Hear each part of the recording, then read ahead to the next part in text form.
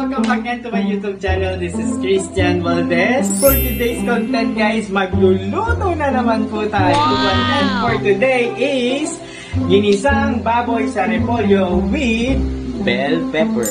Papakita namin sa inyo guys kung ano mga ingredients ng ating content for today. So take a look at this. Yung pinaka-main natin mga katsan ay ang pork. Meron din tayong of course repolyo, ginahit na natin, garlic, onions, and of course the bell pepper. And then para mas sumarap, lagyan natin ng cubes, pepper, salt, and of course ang Maggi Magic Sarap. So yun na nga mga katsan, no? So dahil masipag tayo magluto ngayon, papakita ko sa inyo kung gaano kasarap ako magluto when it comes to this ginisang baboy with repolyo and bell pepper. Sisimula na po tayo magluto ng ginisang baboy sa repolyo at bell pepper. Wow! At kung bago pa lang sa aking YouTube channel, don't forget to click the subscribe button and click the notification bell button para maging updated ka sa mga video kong i-upload. And you can also like and share this to your friend.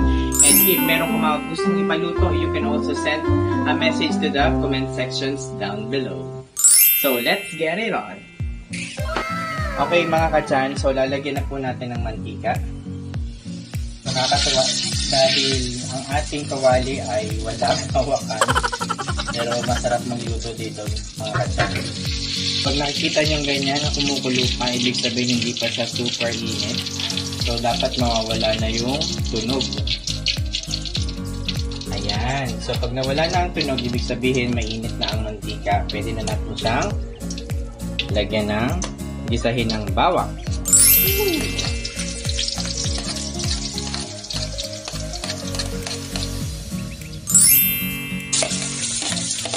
Mas masarap mga katsan na mas maraming sibuyas dahil nakakatanggal din ito ng umay. Pwede na natin ilagay ang ating main ingredients which is the pork. So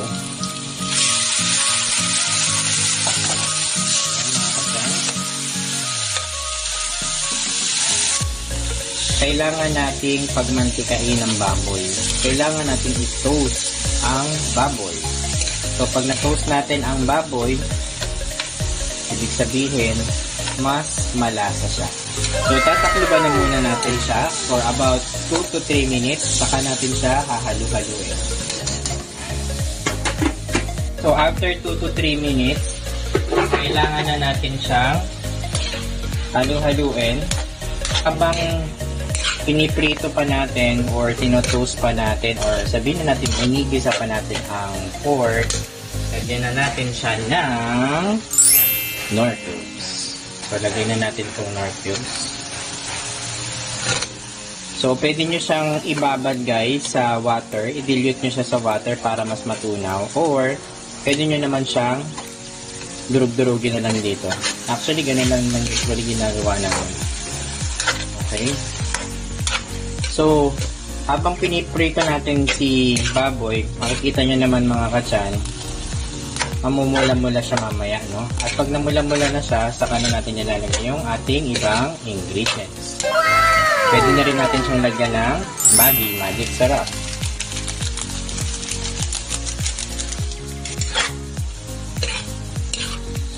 Okay mga katsan, so pwede nyo na rin siyang lagyan ng salt. So, sa paglalagay ng sauce, mga katsan, tatansyahin natin yan. Kasi syempre, nakakaumay ang baboy, pero kailangan tansyado lang yung nilalagay natin na salt. Mas maganda yung sakto lang muna, kasi mahirap magremedyo kapag nasobrahan. katsan, lalagyan na rin natin siya ng pepper. So, same as dito mga katsan, tatantsahin din natin ang ating paglalagay ng pepper. Sa iba mga katsan, meron silang mga sunusunod na mga kung ilang, let's say, isang kutsarang pepper, mga ganyan. Pero tayo mga katsan, magaling tayo sa mga estimated. Wow! Okay mga katsan, so tatakloban ulit natin siya ng about 2 to 3 minutes. Okay mga katsan, so ang ginawa po natin ngayon ay chinecheck po natin siya every 2 to 3 minutes. So we have to make sure na maging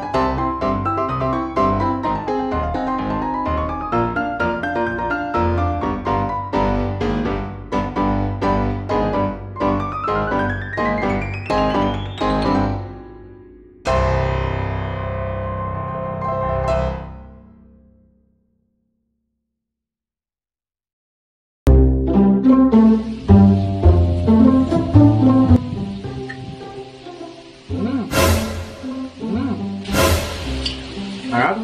Wow! Malinamnam yung baboy.